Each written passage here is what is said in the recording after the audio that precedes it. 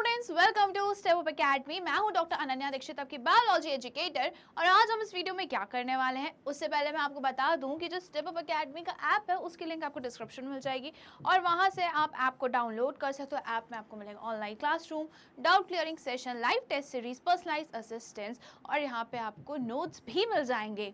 जी हाँ, वैसे ही step Up academy की जो वेबसाइट है उसकी लिंक भी आपको डिस्क्रिप्शन मिल जाएगी और वेबसाइट में अगर आप जाके देखोगे तो आपको वहाँ पे मिलेगा free study package, updated playlist है of classes of all subjects for classes 6 to 12। जी हाँ, 6 to 12 तक के सारे सब्जेक्ट्स के वीडियोस आपको हमारी वेबसाइट पे मिल जाएंगे।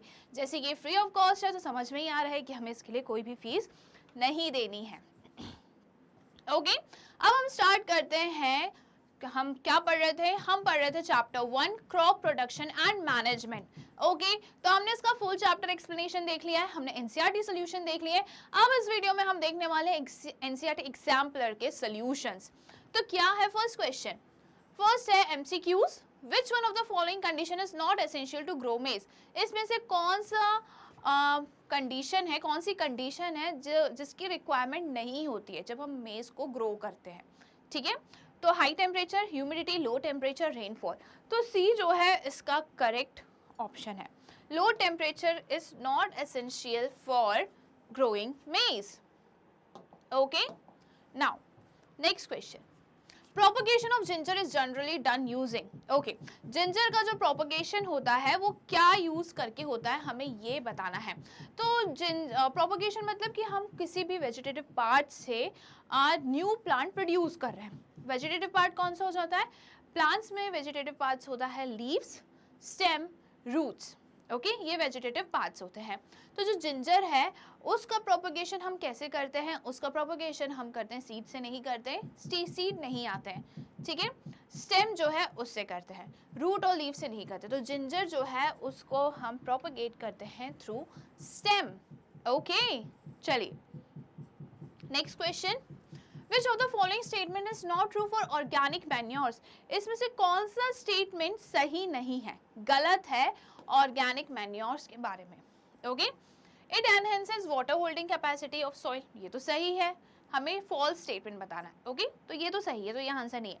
It has a balance of all plants nutrients, organic manure के पास बैलेंस होता है सारे प्लांट्स न्यूट्रिएंट्स का, ये भी सही है।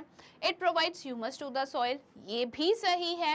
It improves the texture of soil, जी हाँ, ये जो स्टेटमेंट है ये ओके, ये तो टेक्सचर भी बताता है, तो गलत क्या है? टेक्सचर बढ़ाता है, हाँ, जो बी ऑप्शन है वो गलत है, ठीक है।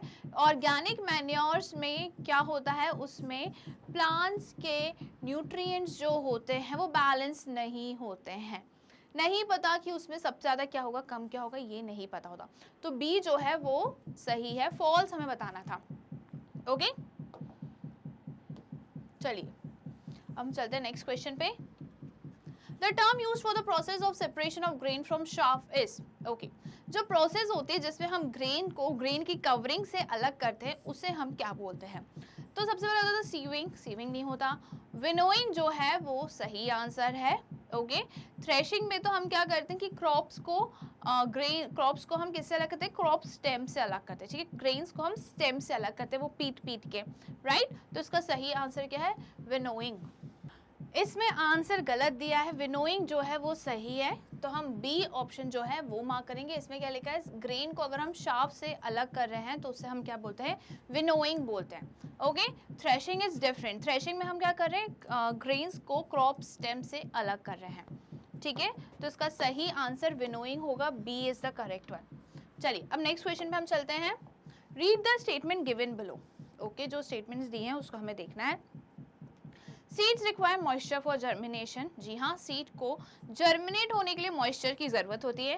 Plants can absorb nutrients mostly in dissolve form, ये भी बिल्कुल सही बात है। Irrigation protects crops from both frost and hot air current. Irrigation improves soil texture. Okay, तो choose combination of statement which indicates need to irrigate crops. तो भाई ये जो फर्स्ट है ना, और ये जो सेकेंड है ये सही है। बाकी इरिगेशन जो है क्रॉप को फ्रॉस्ट और हॉट एयर से नहीं बचाता है। ओके, ये तो काम नहीं होता। इरिगेशन से सॉइल का टेक्सचर भी इम्प्रूव नहीं होता है। तो फर्स्ट और सेकेंड जो है वो इरिगेशन इसलिए ज़रूरी होता है, किस लिए ज़रूरी होता है, ताकि वो सीड जो है वो जर्मिनेट हो सके और प्लांट्स न्यूट्रिएंट्स को डिजोल्व फॉर्म में अब्जॉर्ब कर सके। तो यहाँ पे क्या दिया है, ऑप्शन जो ए है वो क्या है, फर्स्ट एंड सेकेंड। तो जी हाँ, फर्स्ट और सेकेंड इसका सही आंसर है, हम यही मार्क करने वाले हैं। The combination of statement first and second indicate need for irrigation. चलिए अब नेक्स्ट क्वेश्चन पे चलते हैं। Which of the following tool would a farmer use to remove weeds? इसमें से कौन सा टूल है जो फार्मर यूज करेगा वीड्स को रिमूव करने के लिए? हो, प्लॉ, एक्स या कल्टीवेटर? तो इसका जो ए ऑप्शन है वो सही है, ए जो है वो सही है, क्योंकि प्लॉ तो जो होता है वो टिलिंग और सॉइल को रोटेट करने के लिए होता है, प्लॉइंग करने के लिए होता है, ठीक है।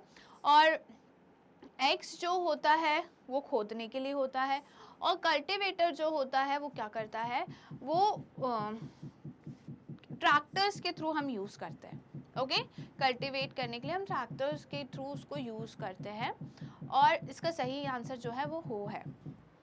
Next question, which of the following is not true for fertilisers? इसमें से कौन सा फर्टिलाइजर्स के लिए करेक्ट ऑप्शन नहीं है?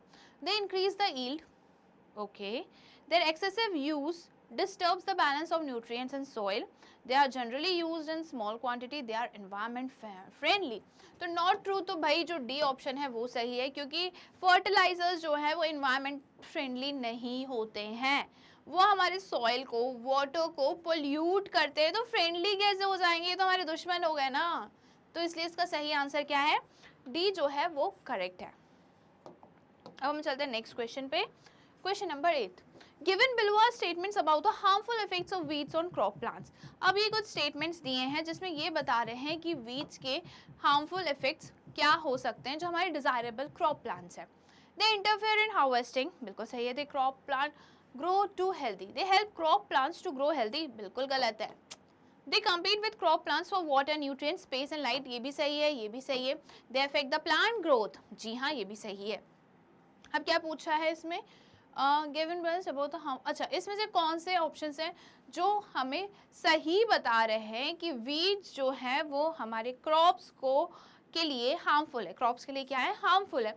तो फर्स्ट से थर्ड एंड फोर्थ जो है वो सही आंसर है। तो हम देख लेते हैं ऑप्शंस कहाँ लिखे हैं, first, third and fourth, only third, 3 and 4, okay. तो इसका सही आंसर जो है ए ऑप्शन जो है वो करेक्ट है, okay. Next question, the process of loosening and turning of soil is called. जो प्रोसेस होती है जिसमें हम सॉइल को लूज करते हैं, टर्न करते हैं, टिलिंग करते हैं, तो उसको हम क्या बोलते हैं? मैंने आंसर तो बता ही दिया है, इरिगेशन एंड मैन्योरिंग, नहीं, इरिगेशन तो पानी देना होता है। डिगिंग एंड विनोइंग, बिल्कुल नहीं। टिलिंग एंड प्लॉइंग, जी हाँ, तो सी ऑप्शन जो है, टिलिंग एंड प्लॉइंग क्या होता है, लूजनिंग, एंड हम जो सॉइल को रोटेट करते हैं, मूव करते हैं और क्या कहते हैं, टर्न करते हैं, that is known as tilling and ploughing. ये क्यों होता है? ये इसलिए होता है ताकि हम सॉइल को प्रिपेयर करें, ठीक है, सॉइल जो है वो और फर्टाइल हो जाए, उसका टेक्सचर इंक्रीज हो जाए। क्यों? क्योंकि ये जो स्टेप होती है, ये क्रॉप्स को जब हम मिट्टी में, सीड्स को जब हम मिट्टी में डालते हैं, बीज को जब हम मिट्टी में डालते हैं, उसके पहले की प्रोसेस होती है। हम सॉइल को प्रिपेयर कर रहे हैं कि भाई अब हम बीज डालने वाले हैं, तो उसको अच्छे से न्यूट्रिशन प्रोवाइड करना, ओके। तो इस प्रोसेस को हम क्या बोलते हैं? प्रिपरेशन ऑफ सॉइल, और उसमें हम क्या करते हैं? Tilling and ploughing. तो इसका आंसर क्या है? सी जो है वो करेक्ट है। अब हम चलते हैं नेक्स्ट क्वेश्चन पे। The monsoon season in our country is during the months. Monsoon season हमारी कंट्री में कब होता है वो हमें बताना है। अप्रैल टू दिसंबर, ना, जून सितंबर, यस, ठीक है, जून टू सितंबर जो है वो मॉनसून सीजन होता है, रेनी सीजन होता है, बारिश होती है, जैसे ही स्कूल खुलने वाले होते हैं बारिश शुरू हो जाती है, कितना मजा आता है ना। तो जून टू सितंबर जो है वो मॉनसून सीजन होते हैं, रेनी सीजन होते हैं, बारिश वाले सीजन होते हैं, कहाँ पे? हमारे इंडिया में, कंट्री में, ओके। अब हम चलते हैं नेक्स्ट क्वेश्चन पे।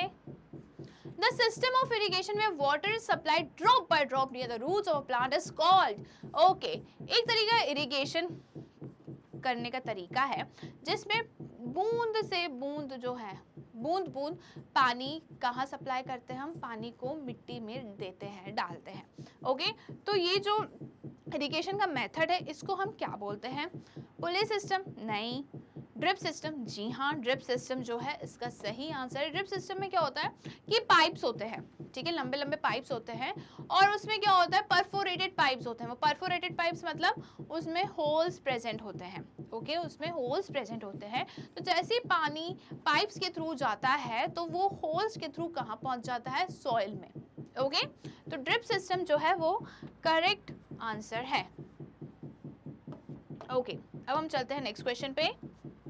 Very short answer type question. अब हम बात करेंगे short answer type, very short मतलब 10-20 वर्ड्स में। Pick out the odd one from the following word given in the box and give reason for it, okay.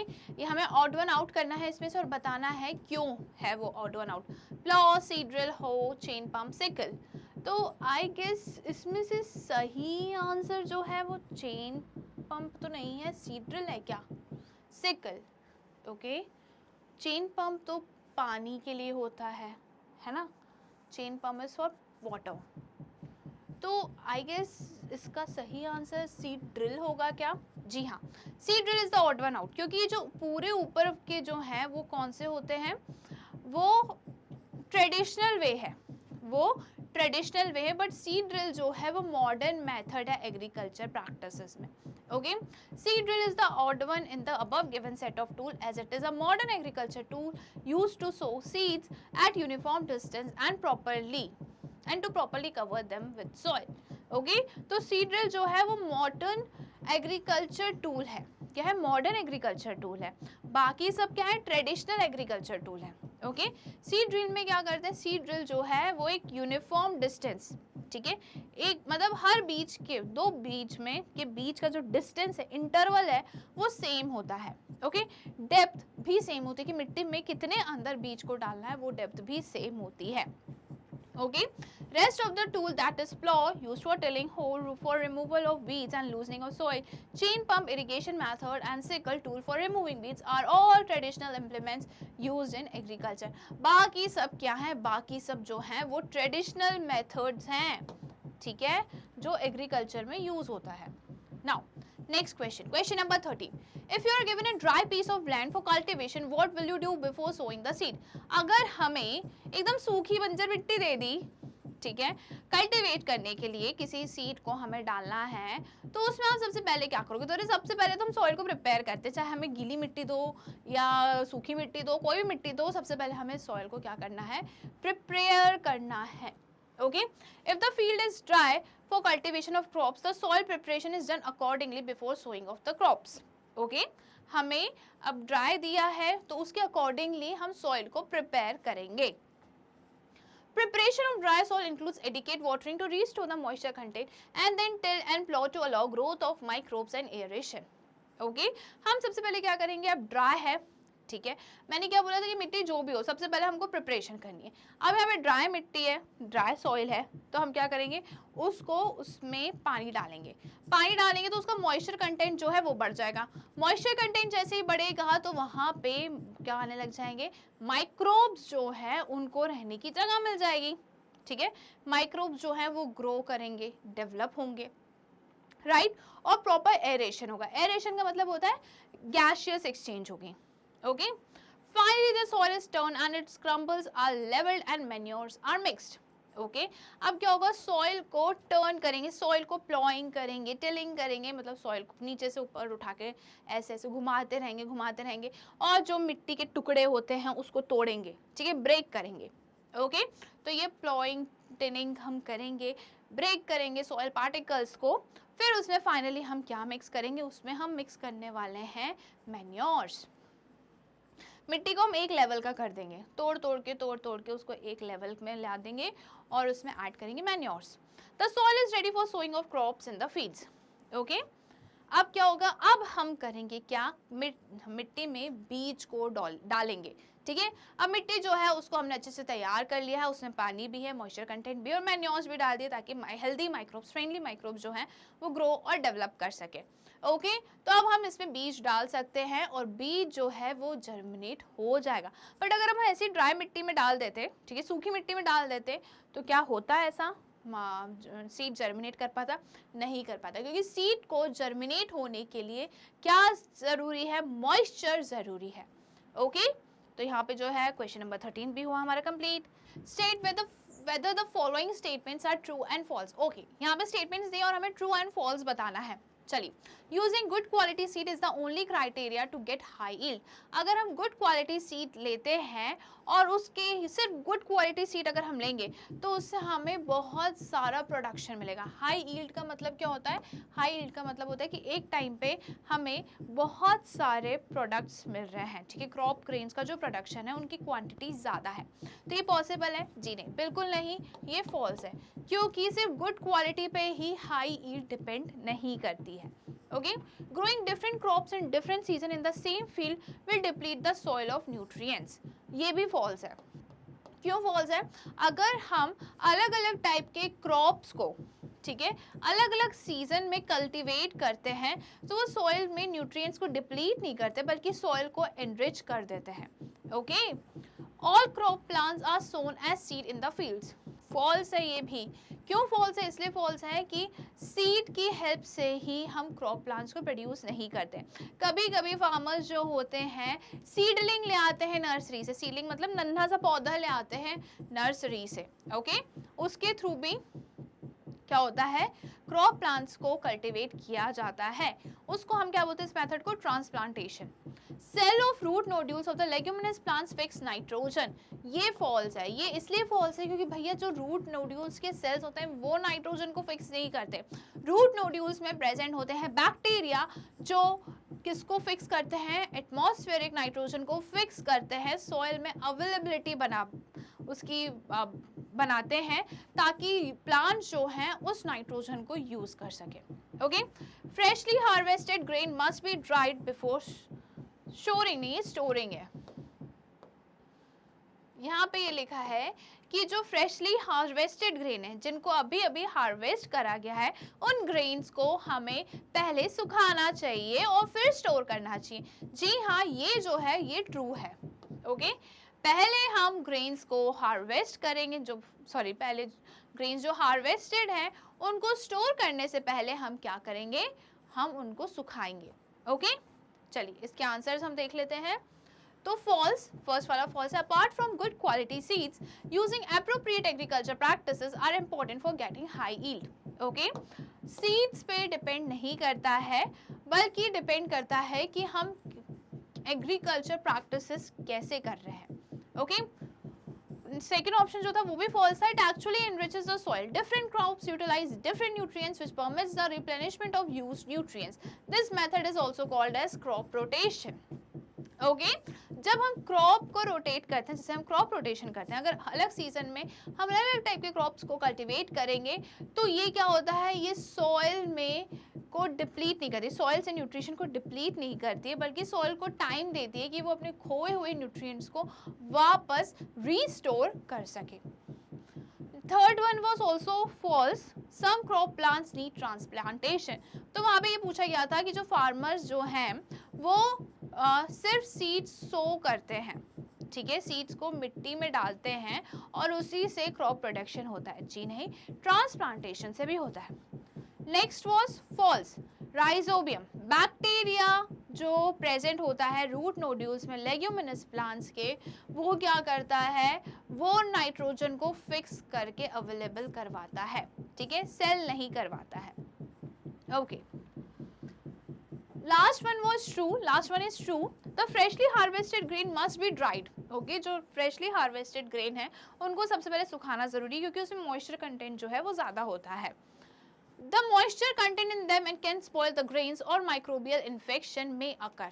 ठीक है, अब उसमें जो मॉइस्चर कंटेंट है वो ग्रेन को क्या कर सकता है? खराब कर सकता है और वो माइक्रोब्स के लिए एक अच्छी अपॉर्चुनिटी मिल जाती है उनको ग्रो करने के लिए। ठीक है, इसलिए हमें ग्रेन्स को क्या करना है? सुखाना है। Drying reduces the moisture content in the grains thus preventing the attack of different organisms. Okay, drying जो है, सुखाने से क्या होता है कि क्रॉप में जो मॉइस्चर कंटेंट है वो कम हो जाता है जिसके कारण दूसरे लिविंग ऑर्गेनिज्म उस पर अटैक नहीं कर पाते।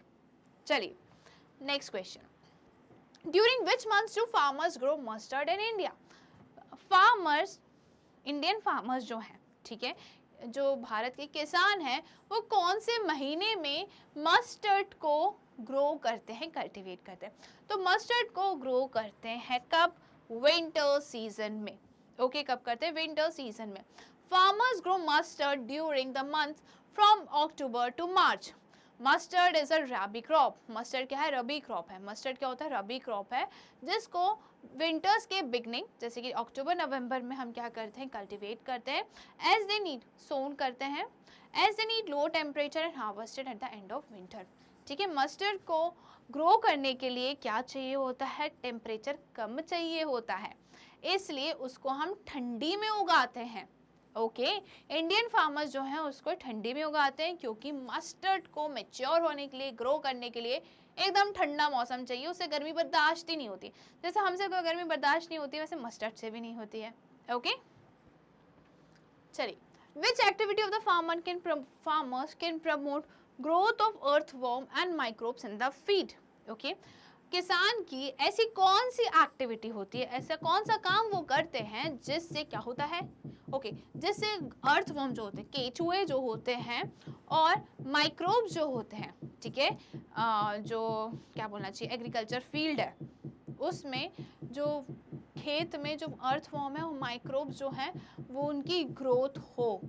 ठीक है, फार्मर्स ऐसा क्या काम करते हैं जिससे कि खेत में मौजूद अर्थवर्म, केचुए और दूसरे माइक्रोब्स की ग्रोथ हो, वो भी बड़े लिखे, उनको भी खाना मिले, तो क्या करते हैं वो? तो फार्मर्स करते हैं क्या? सॉइल को प्रिपेयर करते हैं। ठीक है, प्लॉइंग, टिलिंग, सॉइल रोटेशन, ये सब करते हैं। ठीक है, सॉइल को टर्न करते हैं, जिससे क्या होता है? सॉइल ब्रेक हो जाती है। ठीक है, सॉइल के जो मिट्टी के जो टुकड़े होते हैं उसको तोड़ देते हैं, छोटे छोटे छोटे पाउडर फॉर्म में कर देते हैं, जिससे सॉइल जो होती है वो पोरस हो जाती है और एक्सचेंज ऑफ गैसेस इजीली हो जाती है, एरेटेड हो जाती है वो। Okay, ploughing of the soil during soil preparation create space in the soil. Ploughing जो होता है वो क्या करता है? सॉइल में स्पेस बनाता है, leading to aeration, and the soil also loosens, which promotes the growth and survival of earthworm and microbes. Okay, तो क्या करता है ये? प्लॉइंग के कारण क्या होता है? सॉइल में स्पेसेस बढ़ जाती है, जगह ज़्यादा हो जाती है, सॉइल लूज हो जाता है। लूज होने के कारण अर्थवर्म और जो माइक्रोब्स हैं उनको ग्रो करने की स्पेस मिल जाती है, जगह मिल जाती है।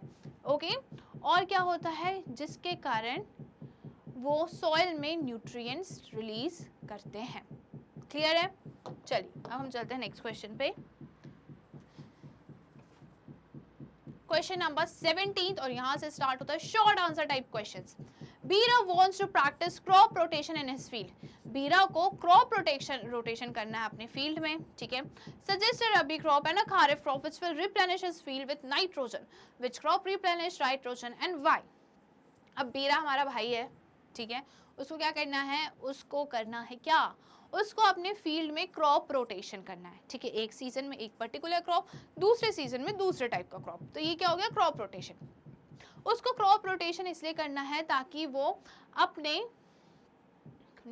सॉइल में क्या कर सके? अपने सॉइल में सॉइल को न्यूट्रिएंट से रिच बना सके, एनरिच कर सके। ठीक है, स्पेशली किससे? नाइट्रोजन से। ओके, तो हमें उसको ऐसा क्रॉप सजेस्ट करना है कि राबी और खारिफ में से कौन सा वो क्रॉप रोटेशन कर सकता है, और कौन सा क्रॉप होता है जो नाइट्रोजन को रिप्लेनिश करता है, और क्यों करता है, कैसे करता है, किस लिए करता है, वो सब हमें बताना है। ओके, तो क्या बता सकते हैं हम? रबी क्रॉप्स जो होते हैं वो विंटर सीजन में हम उसको क्या करते हैं? सो करते हैं। ठीक है, उनकी हम कब उगाते हैं उनको? ठंडी के मौसम में। Rabi crops are wheat, pea, mustard, white kharif crops are maize, paddy और सोयाबीन। ओके, रबी मतलब विंटर वाले, खारिफ मतलब बारिश वाले। Okay, these are grown in different season and therefore can very well be rotated alternatively. अब ये जो क्रॉप्स हैं ये अलग अलग सीजन्स में क्या होते हैं? डेवलप होते हैं, ग्रो करते हैं, इसलिए इनको हम इजीली रोटेट कर सकते हैं। ठीक है, एक बार हमने रबी लगाया कि मतलब जैसे कैसे लगाया? विंटर्स में रबी लगाया तो बारिश में हमने खरीफ लगा दिया. Okay. Pea and soybean are leguminous plants which harbor bacteria that is rhizobium in their nodules, thus help in fixing bacteria. अब ये जो pea और सोयाबीन है ना, ये क्या है, ये होते हैं लेग्यूमिनस प्लांट्स. लेग्यूमिनस प्लांट्स का मतलब होता है जितने भी फलीदार वाले पेड़ होते हैं ना, प्लांट्स होते हैं, उनको हम लेग्यूमिनस प्लांट्स बोलते हैं. लेग्यूमिनस प्लांट्स के रूट्स में प्रेजेंट होते हैं रूट नोड्यूल्स. ओके.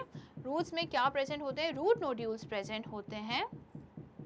और रूट नोड्यूल्स में कौन है, रूट नोड्यूल्स में है बैक्टीरिया जिसका नाम क्या है, उसका नाम है राइजोबियम. राइजोबियम क्या करता है, एटमॉस्फेयर में जो नाइट्रोजन प्रेजेंट है, एटमॉस्फेयर में जो नाइट्रोजन प्रेजेंट है उसको फिक्स करके कहाँ फिक्स करके उसकी अवेलेबिलिटी बढ़ाता है, सॉइल में. ठीक है. नाइट्रोजन जो एटमॉस्फेयर में नाइट्रोजन है उसको वो सॉइल में ला के रख देता है. ठीक है, फिक्स कर देता है ताकि प्लांट्स उस नाइट्रोजन को यूज कर सके. These nitrogen fixing plants can replenish nitrogen in the field and hence Bira can easily practice crop rotation. Okay. तो ये जो नाइट्रोजन फिक्सिंग प्लांट्स हैं ये क्या करते हैं, नाइट्रोजन को रिप्लेनिश करते हैं.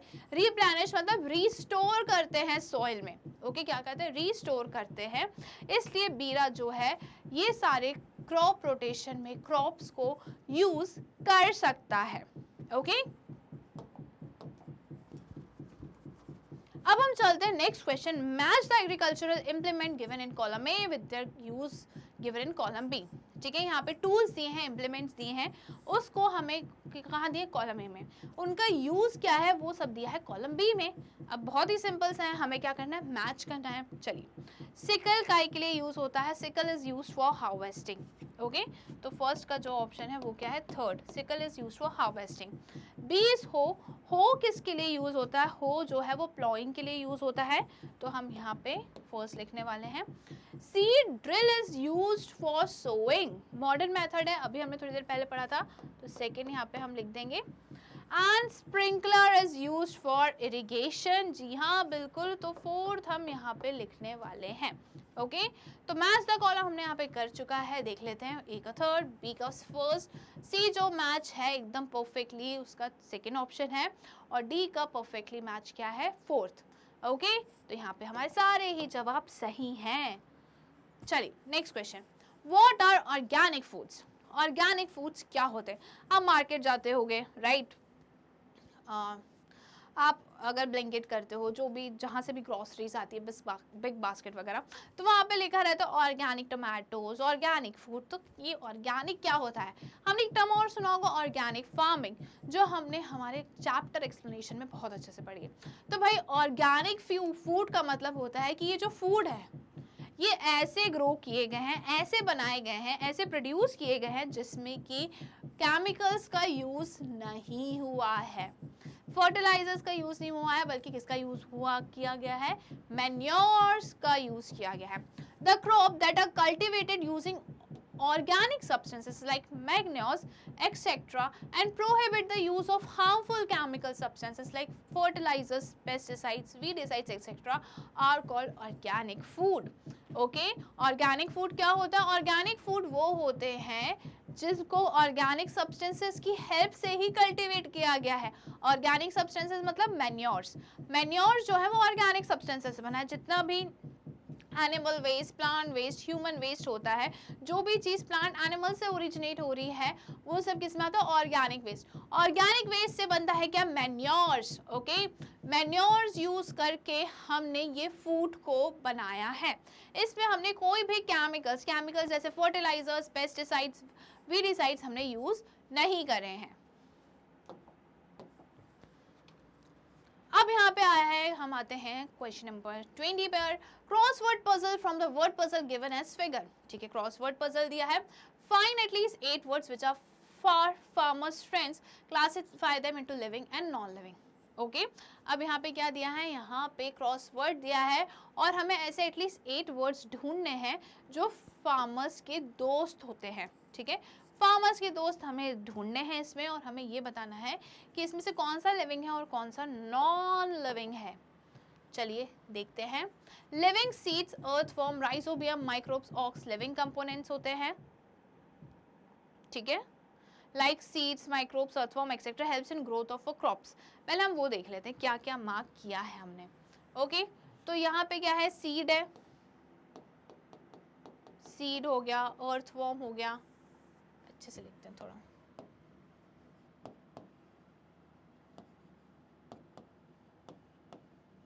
अर्थवर्म। ओके फिर क्या आ गया, लिविंग है ये and non living.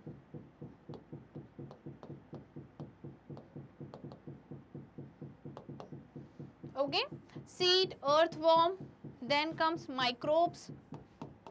Microbes 8 words हमें ढूंढने और उनको एनलिस्ट करना है हमें, ठीक है। यूरिया जो है वो नॉन लिविंग में आएगा, दैट इज फर्टिलाइजर्स।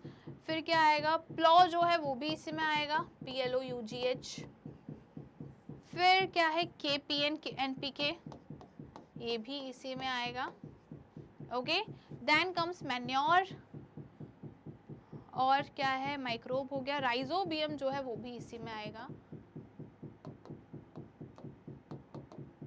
मैन्योर्स जो है वो नॉन लिविंग में आएंगे। और कुछ बचा हमारा नहीं, हमने यहाँ पे सारे जो है उनको एनलिस्ट कर दिया लिविंग एंड नॉन लिविंग में। ओके ठीक है, तो 1 2 3 4 5 6 7 8 वर्ड्स हमने ढूंढ लिए हैं और उनको हमने लिविंग और नॉन लिविंग में उसको हमने एनलिस्ट कर दिया है। तो यहाँ पे क्या क्या दिया है, लिविंग सीड्स, ठीक है, अर्थवर्म, राइजोबियम, माइक्रोब, ऑक्स, ये सारे क्या होते हैं, लिविंग कंपोनेंट्स होते हैं, ठीक है। और ये क्या करते हैं, क्रॉप्स की ग्रोथ के लिए हेल्पफुल होते हैं, सॉइल को एनरिच करते हैं। माइक्रोब्स लाइक राइजोबियम जो होता है वो क्या करता है, fix the nitrogen in soil, earthworm loosens the soil. Okay ये क्या करते हैं, अर्थवर्म, राइजोबियम जो होता है नाइट्रोजन को फिक्स करता है सॉइल में, अर्थवर्म जो होता है वो सॉइल को लूज करता है। नॉन लिविंग हो गया plough, urea, NPK, manure, hoe. Non living component support the living component, help in better yield of crops. Plough and the hoe are instrument used in ploughing and harvesting. Okay तो यहाँ पे क्या लिखा है, जो plough है, urea है, NPK है, मैन्योर है, हो है, ये क्या लिविंग कंपोनेंट है। लिविंग कंपोनेंट जो है वो, सॉरी नॉन लिविंग कंपोनेंट है। Non living component living component के साथ मिल के हमें हाई हील्ड क्रॉप्स प्रोवाइड करता है। ओके चलिए अब हम चलते हैं नेक्स्ट क्वेश्चन पे। Question number 21, name the tool used with a tractor for sowing seed in a field. हमें ऐसा टूल का नाम लेना है जिसको हम यूज करते हैं सीड्स को सो करने के लिए, ठीक है, सीड्स को बीज को मिट्टी में डालने के लिए। नेक्स्ट क्या होता है, what are the advantages of using this tool, और इसके क्या एडवांटेजेस हैं वो हमको बताना है। तो भाई क्या आंसर होगा इसका, इसका जो आंसर है वो है seed drill. Okay Okay, the tool used with a tractor for sowing seed in a field at a uniform distance is a seed drill. Seed drill जो है वो modern method होता है। Seed drill क्या करता है, ट्रैक्टर के साथ यूज करते हैं। और सीड ड्रिल के एडवांटेजेस ये होते हैं कि एक एप्रोप्रिएट इंटरवल, यूनिफॉर्म इंटरवल में सीड्स को मिट्टी में डालता है, ठीक है। मतलब सपोज ये रो है, हमने यहाँ पे सीड डाला है, तो सीड के बीच में जो डिस्टेंस होगी वो एक जैसी होगी। ऐसा नहीं होगा कि दो सीड्स को एकदम पास में डाल दिया फिर एक को एकदम दूर में डाल दिया, ऐसा नहीं होगा, ठीक है। ये एक यूनिफॉर्म डिस्टेंस में ही, इंटरवल में ही सीड को मिट्टी में प्लेस करेगा। जैसे और मिट्टी में कितने अंदर सीड को प्लेस करना है, कितने अंदर बीज मिट्टी में जाना चाहिए, डेप्थ क्या होगी वो भी सेम होती है। तो ये सारे एडवांटेजेस होते हैं। Before the introduction of seed drill the process was manual. इसके पहले जब तक सीड ड्रिल नहीं आया था तब तक क्या करते थे, हाथों से किसान जो है वो सीड को मिट्टी में डालते थे। अब क्या एडवांटेजेस होते हैं, the advantages of seed drill are, seeds are sown at a uniform distance and depth to avoid overcrowding. Seed जो है उसको यूनिफॉर्म डिस्टेंस में हम क्या करते हैं, उसको सीड ड्रिल जो है उसको रखता है ताकि ओवर क्राउडिंग ना हो सके, कि एक ही जगह बहुत सारे सीड ना हो। ओके ओवर क्राउडिंग को ये प्रिवेंट करता है और एक्चुअल डेप्थ पे ही ये सीड को सॉइल में प्लेस करता है। After sowing seeds are covered by soil which prevent them from being eaten by birds. Okay अब जब उसने मिट्टी में उसको डाल दिया, बीज को डाल दिया, फिर उसको वो मिट्टी से कवर भी कर देता है, ठीक है, मिट्टी भी डाल देता है उस पे। क्यों डाल देता है, ताकि बर्ड्स उसको ना खा पाए, चिड़ियां आके उसको ना चुग जाए। Okay it saves time and labour, ये टाइम बचाता है और लेबर भी बचाता है। improves the ratio of crop yield by as much as 9 times। ये जो crop yield है ना, कितने कितने बार बढ़ाता है ये? 9 टाइम्स, 9 टाइम्स ये क्रॉप यील्ड बढ़ाकर देता है। ठीक है, क्रॉप प्रोडक्शन जो होगा वो 9 टाइम्स बढ़कर हमें मिलेगा। तो ये सारे एडवांटेजेस जो हैं, एडवांटेजेस हो गया, एडवांटेजेस जो हैं वो किसके थे? सीड ड्रिल के। चलिए अब हम चलते हैं नेक्स्ट क्वेश्चन पे। Name the practice followed for large scale rearing of farm and animals. What facilities are provided to farm animals? Okay, तो जो लार्ज स्केल पे हम रियरिंग ऑफ फार्म एनिमल्स, हम एनिमल्स की देखभाल कर रहे हैं, उसको हम बोलते हैं एनिमल हस्बेंड्री। ओके, यहाँ पे हम एनिमल्स को खाना भी दे रहे हैं, उनको अगर बीमारी हो जाए तो हम उसको डॉक्टर को भी दिखा रहे हैं, हम उनको ट्रीटमेंट करवा रहे हैं, केयर करवा रहे हैं, उनको हम शेल्टर प्रोवाइड कर रहे हैं, उनका देखभाल हम बड़े अच्छे से कर रहे हैं। तो this is known as animal husbandry. The science of rearing, caring, breeding and improvement of domesticated animals is known as animal husbandry. Okay, क्या होता है? हम जो उनको रियर करवा रहे हैं, एनिमल्स को केयर कर रहे हैं, उनको क्रॉस करवा रहे हैं, ठीक है, एनिमल्स की कंडीशंस को हम बढ़ा रहे हैं, ठीक है, हम उनकी कैरेक्टरिस्टिक्स को बढ़ा रहे हैं, तो इसके सब किस में आता है? एनिमल हस्बेंड्री में आता है। It is the practice of breeding and raising life stock like cows, buffaloes, pigs, horses and sheep. Okay, ये क्या बढ़ाता है? ये बढ़ाता है cows, buffaloes, pigs, horses, sheep के कैरेक्टरिस्टिक्स, फीचर्स बढ़ाता है। Okay, this practice require good care and management of life stock. इसके लिए क्या चाहिए? हमें एक अच्छी हमें इसको अच्छे से केयर करना, अच्छे से मैनेज करना है। यहाँ पे लाइफ स्टॉक का मतलब क्या है? लाइफ स्टॉक का मतलब है कि हम जो फार्म एनिमल्स हैं, काऊ, कैटल्स, इनको हम क्या कर रहे हैं? हम इनकी देखभाल कर रहे हैं। और हम इनकी देखभाल क्यों कर रहे हैं?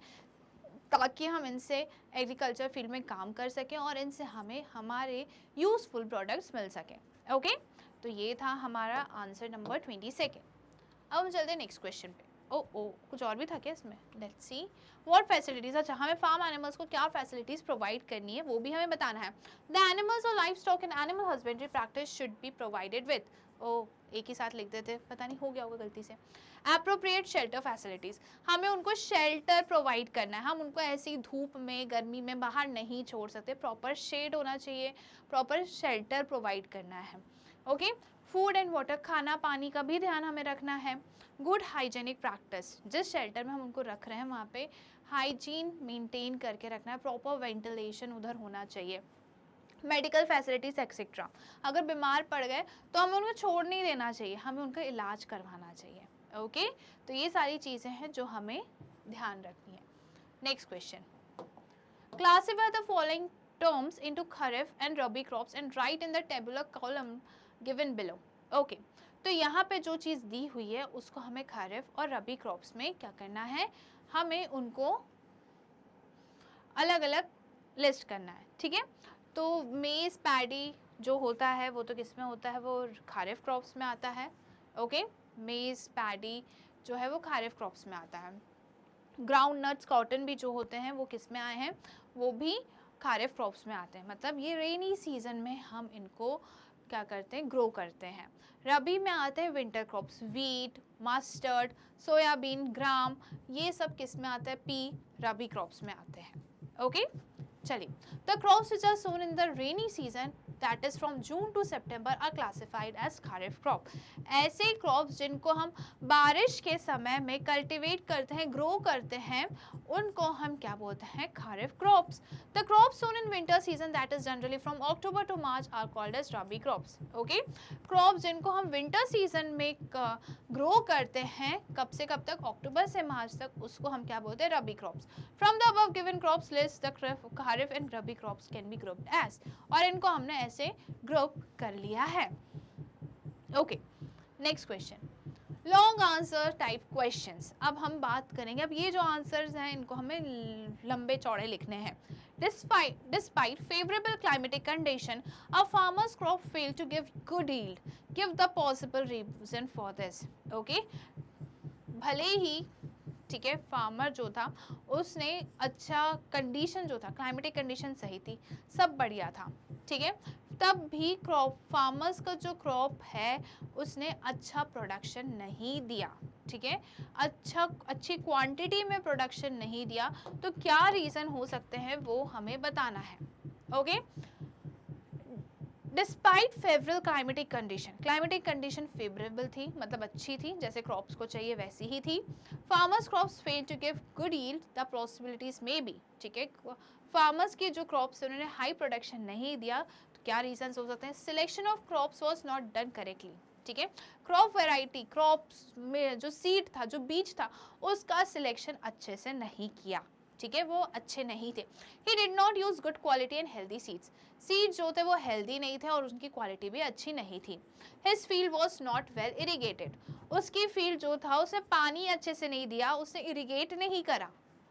Manures fertilizers were not timely and properly applied, manures और फर्टिलाइजर्स, ओके, जो हम प्लांट्स के न्यूट्रिएंट्स के लिए सॉइल में डालते हैं, उसने वो टाइम टू टाइम नहीं डाला। Weeds were not remove, weeds जो अनडिजायरेबल प्लांट्स थे वो भी ग्रो और डेवलप हो रहे थे हमारे डिजायरेबल क्रॉप्स के साथ, उसको भी वीड्स को भी रिमूव नहीं किया। Seeds were not sown at appropriate distance, seeds को एप्रोप्रिएट डिस्टेंस में नहीं हमने क्या किया, उसने फार्मर ने एप्रोप्रिएट डिस्टेंस में मिट्टी में नहीं डाला, बल्कि डिस्टेंस किसी सीड की बहुत पास में थी, किसी की बहुत दूर थी, तो ओवर क्राउडिंग हो सकती है। The soil was not plot and levelled properly, soil की प्रिपरेशन उसने अच्छे से नहीं करी, सॉइल को टर्न अच्छे से नहीं किया, उसको तोड़ा नहीं, ठीक है, सॉइल को लूज नहीं किया, जिसके कारण क्या हुआ, सीड्स जो थे वो हाई यील्ड, क्रॉप जो थे वो हाई यील्ड नहीं प्रोवाइड कर पाए। Next question, as a part of eco club activity, students were asked to raise a kitchen garden in the school premises. Okay, अब यहाँ पे क्या पूछा गया है, यहाँ पे ये बोला गया है, स्टूडेंट्स को बोला कि आपको स्कूल प्रेमाइसेस में, स्कूल के कैंपस में ही आपको किचन गार्डन बनाना है। They were provided with some material given in the box. List the other materials you would require. Okay, उनको कुछ मटेरियल प्रोवाइड किया गया जो बॉक्स में दिया गया है, और उनको दूसरी क्या चीज़ें लगेगी वो हमें बताना है। How will you plan the garden, right the steps, और ये गार्डन कैसे प्लान कर सकते हैं उसके लिए हमें स्टेप्स बताना है। खुरपी, water can, spade, shovel, trowel होगा वो, ये सारी चीज़ें थी, ठीक है। Beside the given tools, the other items required for raising a garden are seeds and seedlings of vegetable plants from nursery, kitchen waste, manures, water, soil, ये सारी चीज़ भी रिक्वायर्ड हैं। तो क्या स्टेप्स हैं वो हम देख लेते हैं। Okay, kitchen waste will be collected and composted in a pit. अब हमें क्या करना है, किचन वेस्ट लेना है और उसको हमें कहाँ डाल देना है, पिट में। पिट मतलब एक गड्ढा हमें खोदना है, ओके, उसमें हमें किचन वेस्ट डाल देना है। A patch of land will be identified for the garden with adequate sunlight available. अब हमें गार्डन का एक ऐसा पैच डिसाइड करना है, एक ऐसा पर्टिकुलर रीजन डिसाइड करना है जहाँ पे एडिकेट सनलाइट आती हो, जहाँ पे प्रॉपर सनलाइट आती हो, ठीक है। Soil will be dug up and levelled with the help of spade. Okay, soil को हमें क्या करना है, मिट्टी खोदना है। ये स्पेड जो होता है ना, उससे हम क्या करते हैं, गड्ढा खोदते हैं, ठीक है। तो हमें मिट्टी हटाना है, गड्ढा खोदना है, और जो है सॉइल को उसको लेवल कर देना है, ठीक है। तो ये क्या के लिए यूज हो रहा है, प्लॉइंग के लिए यूज हो रहा है, right. Sowing of seed, transplanting of seedling will be done. अब हमें क्या डालना है, ये जो हमने गड्ढा खोदा है, सॉइल को लेवल कर दिया गया है, यहाँ पे हमें बीज को डालना है। बीज नहीं है तो हम क्या लाएंगे, छोटे पौधे ले आके हम मिट्टी में रख देंगे। Okay, seed should be uniformly placed with adequate spacing. Seed को हमें प्रॉपर स्पेस में, प्रॉपर इंटरवल में हमें प्लेस करना है। ऐसा नहीं है कि इकट्ठा ही हमने सारे सीड्स डाल दी, नहीं, हर एक सीड को हमें थोड़ी थोड़ी दूरी में डालना है, प्रॉपर स्पेसिंग उनमें होनी चाहिए। Select seed seedling as per the season. Water the plant regularly with a water can. Okay, और ये जो सीड्स हैं हमें अकॉर्डिंग टू सीजन सेलेक्ट करना है। जैसे अगर विंटर सीजन है तो हम वीट वगैरह ले आएंगे, वीट, मस्टर्ड, ग्राम, पी, सोयाबीन, ओके, सोयाबीन नहीं, पीस वगैरह हम ले आएंगे, ओके।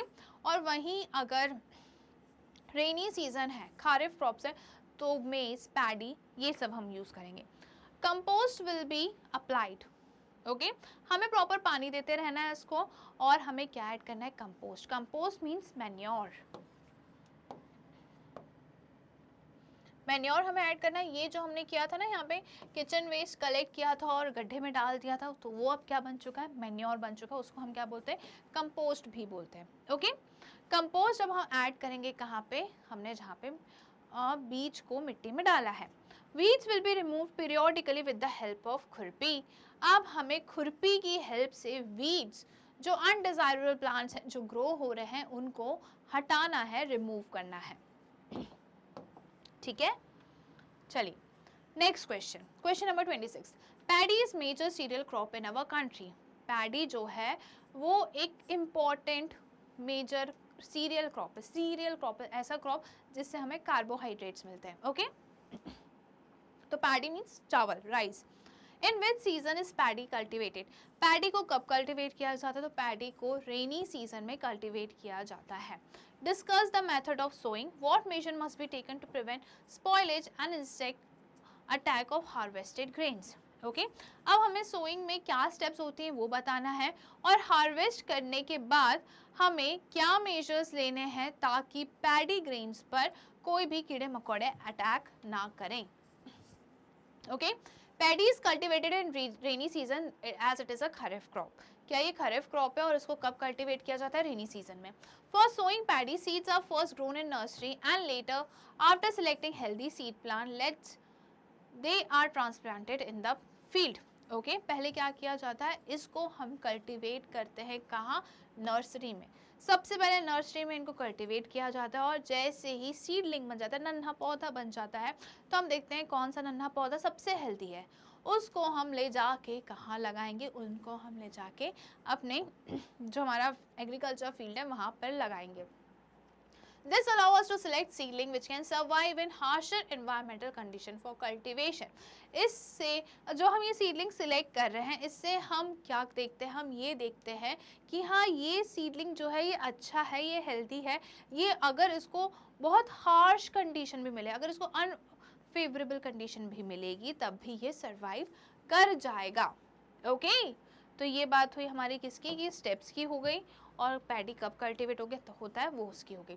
अब क्या मेजर्स हमें लेने हैं, और जब हमने पैडी को हार्वेस्ट कर लिया उसके बाद हमें क्या मेजर्स लेने हैं, तो हमें पैडी को अच्छे से ड्राई करना है, उसको सुखाना है ताकि उस पर कोई भी इंसेक्ट्स अटैक ना करें। Measures taken to prevent spoilage और damage of harvested crops from insects attack are exposing them in sunlight for drying as freshly harvested crop have moisture. Okay, हमको उनको सनलाइट में सुखाना है क्योंकि जो फ्रेशली हार्वेस्टेड क्रॉप्स होते हैं उसमें क्या होता है, मॉइस्चर, और मॉइस्चर जो है वो माइक्रोब्स, इंसेक्ट्स के ग्रोथ के लिए ज़रूरी है। ओके, इसलिए मॉइस्चर कंटेंट ही हमें ख़त्म कर देना है जिससे माइक्रोब्स जो है वो ही ग्रोथ ना कर पाए। Dried neem leaves are added to stored grains so as to prevent damage from pest. अब हमें क्या करना है, जो नीम की पत्तियां होती हैं, सूखी पत्ती, उनको हमें कहाँ ऐड करना है, स्टोरेज जहाँ पे ग्रेन हम स्टोर कर रहे हैं उस पे ही हमें डालना है, उसमें ही हमें डालना है, ग्रेन्स में ही हमें डालना है ताकि हम इसे पेस्ट से बचा सकें। Specific chemical treatments are also available for preventing crops from pest infestation. Pesticides भी आते हैं जिससे हम क्या कर सकते हैं, इंसेक्ट्स को, पेस्ट को डेवलप होने से, अटैक करने से रोक सकते हैं। Okay, fumigation of the storage area to remove its insect. Fumigation क्या होता है, फ्यूमिगेशन ना एक गैस हम रिलीज करते हैं रूम में, पूरे रूम में हम गैस रिलीज करते हैं, तो उससे क्या होता है कि अगर कोई भी कीड़े मकोड़े हैं वो खत्म हो जाते हैं। ठीक है, ये बात हो गई किसकी, कि हमें हार्वेस्ट करने के बाद स्टोरेज करने से पहले कौन से स्टेप्स हैं जो ध्यान में रखने हैं। Unscramble the words, question number 27. Unscramble the words related to crop production and its management and write in the boxes given beneath them. Okay, तो यहाँ पे कुछ unscramble words दिए हैं, नहीं सॉरी, scramble words दिए, उसे हमें unscramble करना है। Okay, और लिखना है बॉक्स में। Now using the circled letters from one word which is an activity carried out in field after maturation of crops. Okay, चलिए देखते हैं। तो सबसे पहले यहाँ पे क्या आएगा, सिलोस, ये सिलोस ही दिख रहा है मेरे को, तो है ना, यस। तो यहाँ पे आई जो है वो सर्कल्ड है। देन क्या है, सेकेंड इज थ्रेशिंग,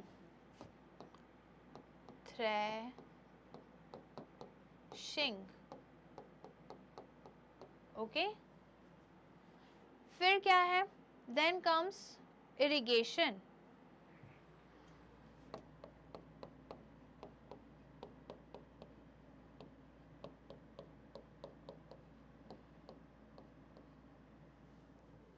फिर क्या है, river, okay, now using the circle letters from one word, acha, now using the circle letters form one word which is an activity carried out in field after maturation of crops, okay, crops के maturation के बाद एक काम हम करते हैं, एक activity होती है जो फार्मर्स करते हैं। अब ये जो वर्ड्स को एनसेकल किया है तो कौन कौन से वर्ड्स हैं, आई है, एन, एच, आर, एन, और कौन से हैं, GAT, जी, अच्छे से स्टार्टिंग से लिखते हैं, आई, ये आई यहाँ पे एनसर्कल्ड है, एच जो है वो सर्कल्ड है, एनसर्कल्ड है, आर भी है, एन भी है, ठीक है, एन, देन क्या है, GAT, R, N, G, A, T, फिर आए VR, देन कम्स VR।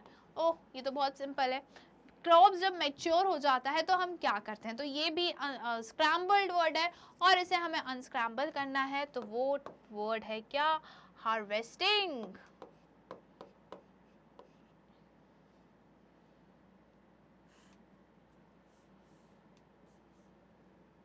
यहाँ पे ई लिखना भूल गई हूँ, हार्वेस्टिंग, ओके, यस। चलिए अब आंसर देखते हैं हम फटाफट से। तो क्या है, सिलोज यूज, सिलोज को क्यों यूज करा जाता है, गवर्नमेंट यूज करती है ताकि हम ग्रेन्स को स्टोर करके रख सके, ओके, तो जब भी नेचुरल कैलामिटी आती है, इमरजेंसी कंडीशन में गवर्नमेंट इसको यूज करती है। फिर सेकंड क्या है, थ्रेशिंग। थ्रेशिंग में क्या होता है, थ्रेशिंग जो प्रोसेस है उसमें हम हार्वेस्टेड क्रॉप को स्टेम से अलग करते हैं, ओके।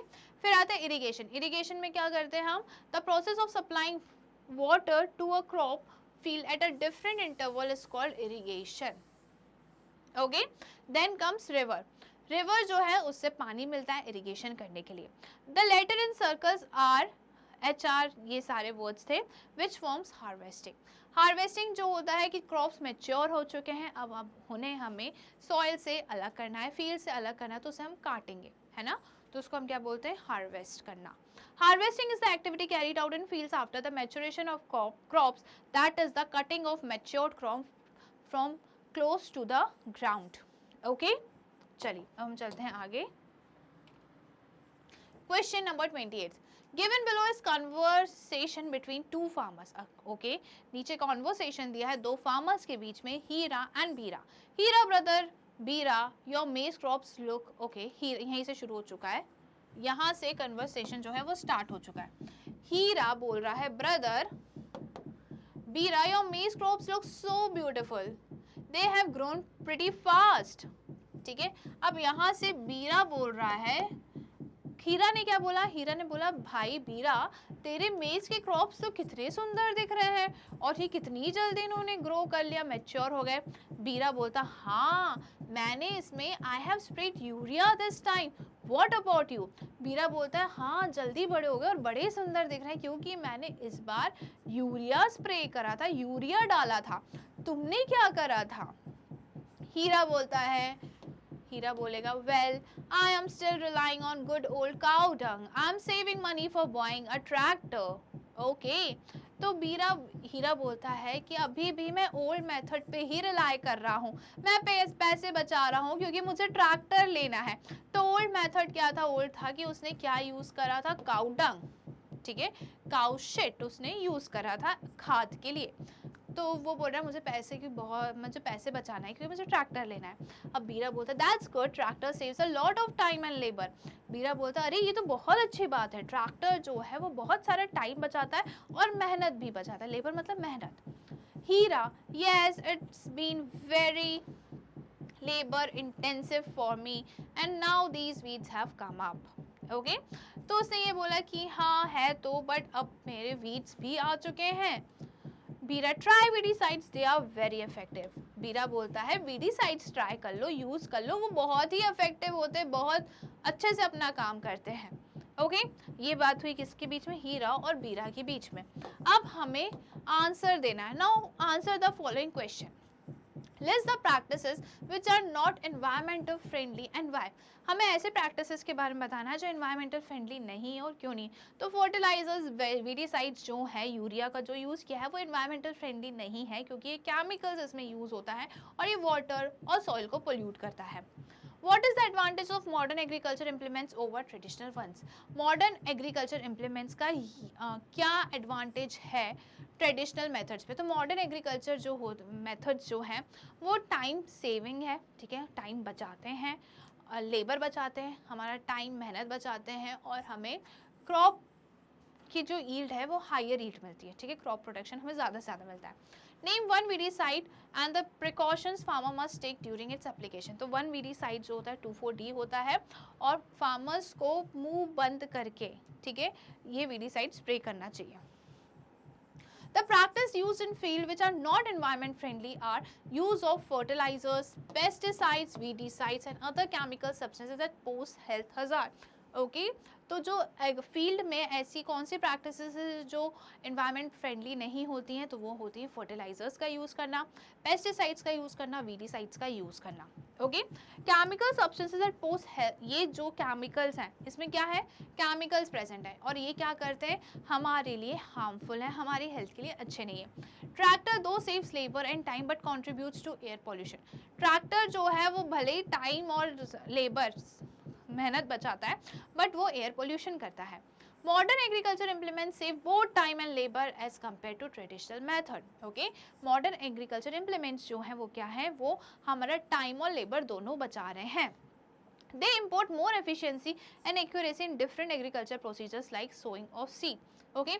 ये accurate होते हैं, मतलब कैसे करना है, एक जैसा ही करते हैं ये, ठीक है, हर बार अलग अलग नहीं करते, एक जैसा एक्यूरेसी मेंटेन रहती है इनकी कि सीड कितने डेप्थ में जाएगा, तो सारी सीड की डेप्थ जो होगी वो एक्यूरेट होगी, उतनी ही होगी।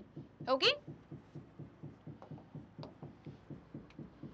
The example of weedicides, weedicides का एग्जाम्पल क्या है, 2,4-D।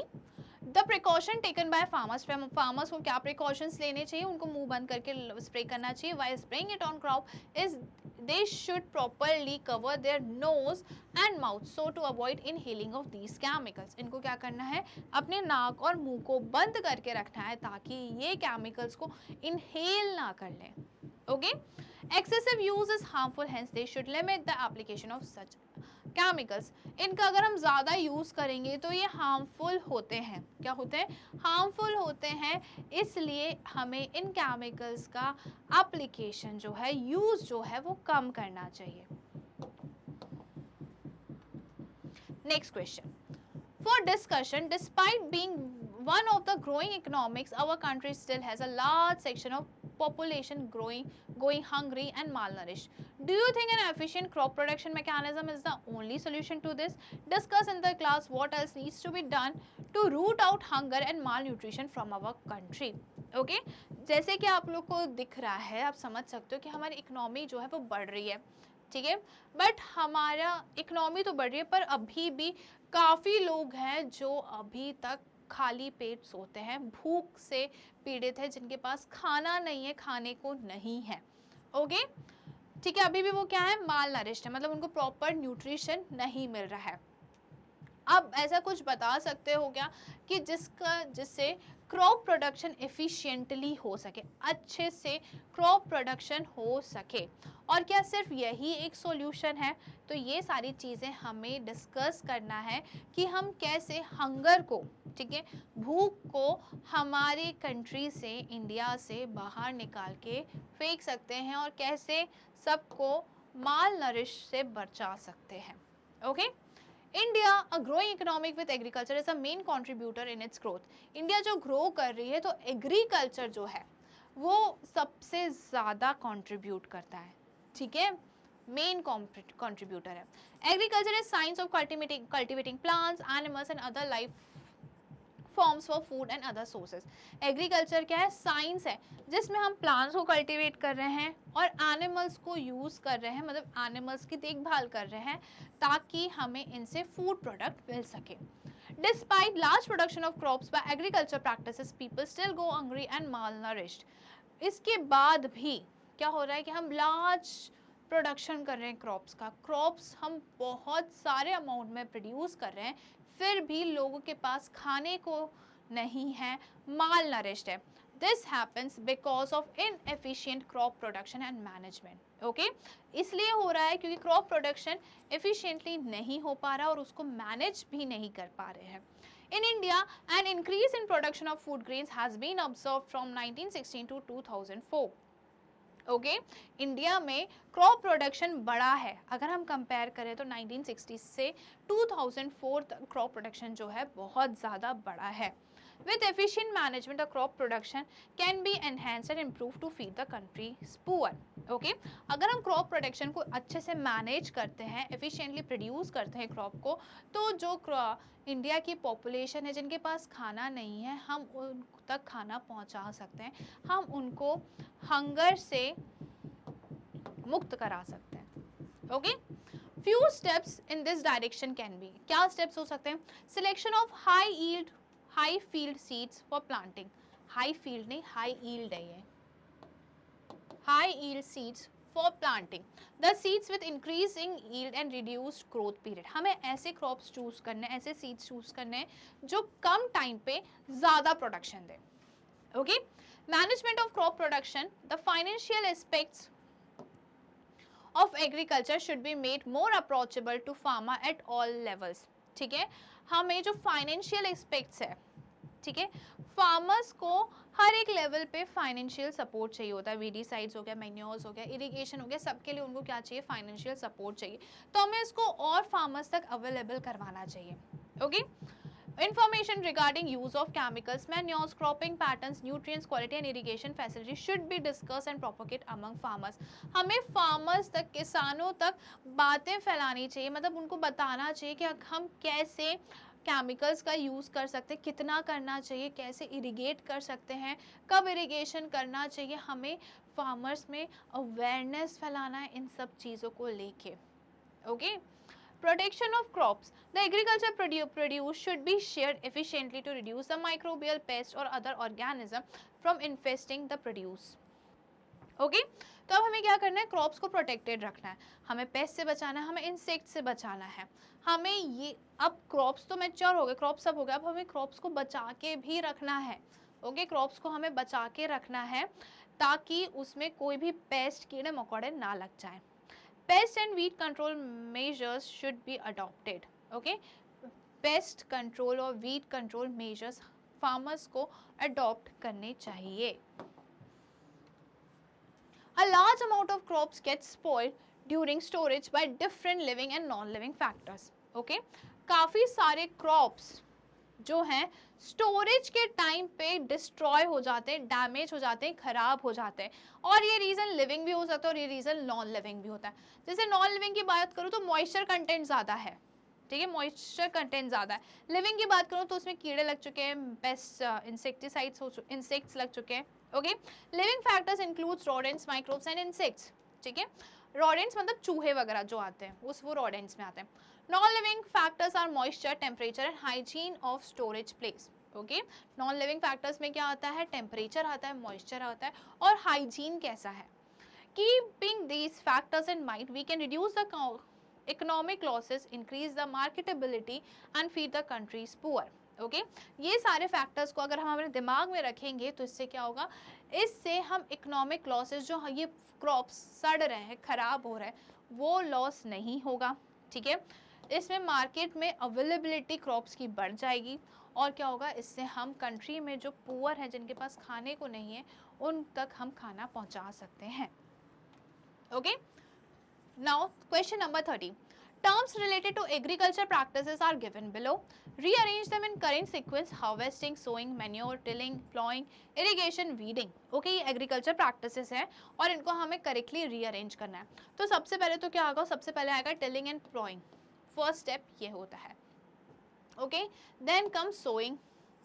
फिर आता है क्या, देन कम्स मैन्योरिंग, ओके, फिर आता है इरिगेशन, वीडिंग एंड लास्ट में आता है हार्वेस्टिंग। चलिए अब हम देख लेते हैं, ओके। तो करेक्ट सीक्वेंस क्या है, टिलिंग, प्लॉइंग है, सोइंग है, मैन्योरिंग है, इरिगेशन है, वीडिंग है, then harvesting. Tilling and plowing, it is the turning and loosening of soil to encourage growth of earthworms and microbes. It is the first step in preparation of soil. Preparation of soil में first step होती है, preparation of soil first step होती है जिसमें हम soil को turn करते हैं, break करते हैं, loose करते हैं ताकि earthworm और दूसरे microbes grow कर सकें। ये क्या होते हैं, farmers के friends होते हैं। Next,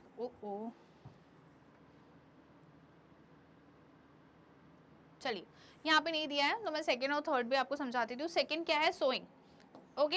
हमें सोइंग करना मतलब हमें बीज को मिट्टी में डालना है, ओके, तो वो भी हमें प्रॉपरली डालना है, ओके। फिर कम्स मैन्योरिंग, मैन्योर्स में हमें, मैन्योरिंग मतलब ऑर्गेनिक सब्सटेंसेस भी हम यूज़ करते हैं, फर्टिलाइजर्स भी हम यूज़ कर सकते हैं। हमें ये सारी चीज़ें यूज़ करनी है ताकि सॉइल में न्यूट्रिएंट्स की अवेलेबिलिटी हो सके, क्लियर। फिर आता है इरिगेशन, इरिगेशन में हमें क्या यूज़ करना है, इरिगेशन में हमें वाटर सप्लाई करना है एग्रीकल्चर फील्ड में, क्लियर। फिर वीडिंग, वीडिंग जो होते हैं वो, वीडिंग का मतलब होता है कि अनडिजायरेबल प्लांट्स को रिमूव करना, ठीक है। अनडिजायरेबल प्लांट्स को इसलिए हमें रिमूव करना है क्योंकि ये हमारे डिजायरेबल जो क्रॉप्स हैं उसके साथ कंपटीशन कर रहे हैं, सॉइल के लिए, वाटर के लिए, न्यूट्रिएंट्स के लिए, स्पेस के लिए, सबके लिए, ओके, इसलिए हमें वीड को रिमूव करना है, उसको हम क्या बोलते हैं, weeding. Then last step is harvesting. Harvesting जो है वो क्या होता है, हार्वेस्टिंग में क्या करते हैं, हार्वेस्टिंग का मतलब होता है कि जब क्रॉप्स मैच्योर हो चुके हैं, ठीक है, अब उनको हमें फील्ड से अलग करना है, तो हम क्या करते हैं, एकदम मिट्टी के पास से क्रॉप्स को कट करते हैं और उसको हम क्या बोलते हैं, harvesting, okay. Weeding is removal of weeds that grow naturally between crops and compete with them for sunlight, space, water and nutrients. They should be removed before weeds mature, that is produce flowers and seeds. Okay? Weeds को हमें तभी remove कर देना है जब वो mature हों, उससे पहले, okay? Harvesting, it is the process of cutting and gathering mature crops. It can be done manually by sickle or by harvester machine. Okay? तो harvesting जो है वो process है जिसमें हम मैच्योर क्रॉप को कट करते हैं और गैदर करते हैं, इसको हम सिकल और हार्वेस्टिंग मशीन से कर देते हैं। अब यहाँ पे क्या लिखा है, यहाँ पे जो चीज़ नहीं दी है वो हम देख लेते हैं, कौन कौन से बारे में, किसके बारे में बात करना है, सोइंग, मैन्योरिंग एंड इरिगेशन, ठीक है। सोइंग क्या होता है,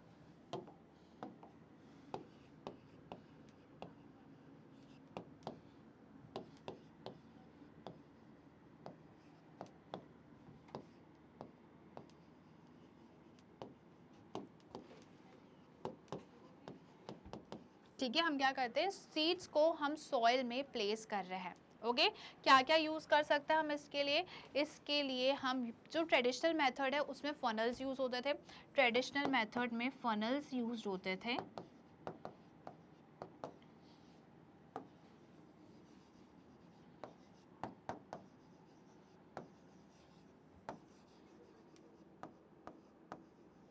यूज ऑफ फनल। और जो मॉडर्न मेथड है उसमें हम यूज ऑफ फनल भी होता था, ब्रॉडकास्टिंग भी होता था। ब्रॉडकास्टिंग में क्या होता था कि ऐसे ही जो फार्मर्स है वो ऐसे ही जस्ट ऐसे ही डाल रहे हैं सीड्स को सॉइल में, ओके। फिर मॉडर्न मेथड में क्या होता है, मॉडर्न मेथड में सीड ड्रिल यूज करते हैं। मॉडर्न मेथड में क्या यूज करते हैं, सीड ड्रिल। सीड ड्रिल क्या होता है, सीड ड्रिल जो होता है फनल शेप का होता है और वो ट्रैक्टर्स में लगे रहते हैं और वो क्या करते हैं, हम उसमें सीड्स को डालते हैं। अब सीड्स जो है, ये सीड ड्रिल जो होता है वो पियर्स करके सॉइल के अंदर सीड को प्लेस करती है, ओके। तो ये एक अप्रोप्रिएट डेप्थ पे सॉइल में डालती है और दो सीड्स का जो इंटरवल होता है वो भी यूनिफॉर्म होता है, मतलब एक जैसा होता है। तो ये किसकी बात हुई, ये हुई सोइंग की बात। अब क्या आता है, इसके बाद हम ऐड करते हैं manures, right, manuring,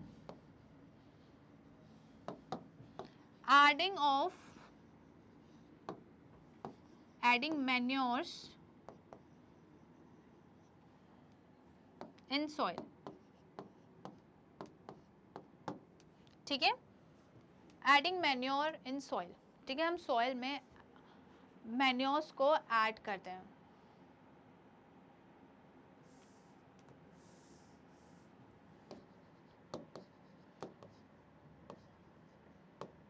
into the soil, okay, क्यों कर रहे हैं हम? ताकि it increases humus, it provides humus to the soil. क्या प्रोवाइड कर रहा है ये? ह्यूमस प्रोवाइड कर रहा है। It provides humus to soil,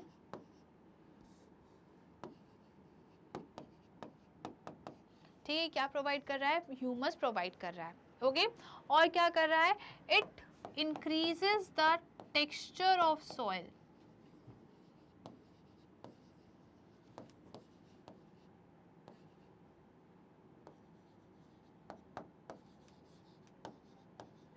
ये क्या हो गया? ये हो गया मैन्योरिंग, ओके, ये मैन्योरिंग हो गया। देन कम्स इरिगेशन, फिर क्या आता है? Irrigation.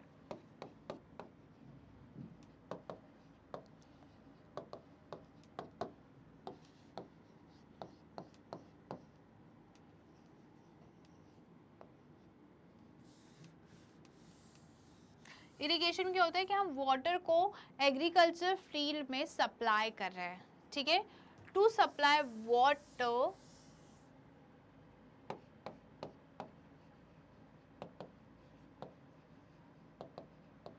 irrigation is to supply water in an agriculture field, in an agriculture land,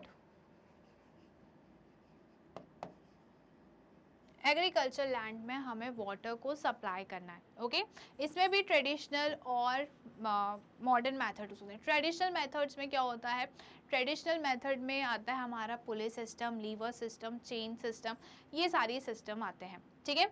और जो मॉडर्न मेथड है उसमें आता है drip system, okay, sprinkler method, ये सारी चीज़ें जो है मॉडर्न मेथड में आती है। इरिगेशन इसलिए करना ज़रूरी है क्योंकि सीड को जर्मिनेशन के लिए मॉइस्चर की ज़रूरत होती है, ठीक है। सीड को जर्मिनेट होने के लिए मॉइस्चर की ज़रूरत होती है, और जो प्लांट्स न्यूट्रिएंट्स सॉइल से अब्जॉर्ब करते हैं वो ऑलमोस्ट डिज़ोल्व फॉर्म में अब्जॉर्ब करते हैं। तो जैसे प्लांट्स पानी को सॉइल से अब्जॉर्ब करते हैं, तो पानी के साथ वो क्या अब्जॉर्ब करते हैं? मिनरल्स भी, न्यूट्रिएंट्स भी अब्जॉर्ब करते हैं, इसलिए इरिगेशन ज़रूरी है, ओके। तो बाकी की जो स्टेप्स हैं वो हमने देख चुका है, ठीक है। वीडिंग, हार्वेस्टिंग, ये सब हमने देख लिया है। और यहाँ पे जो है हमारे एनसीईआरटी एग्जाम्पलर के solution chapter 1 crop production and management के होते हैं कंप्लीट। मैं मिलूंगी आपसे नेक्स्ट वीडियो में नए चैप्टर के साथ। Till then keep watching, thank you.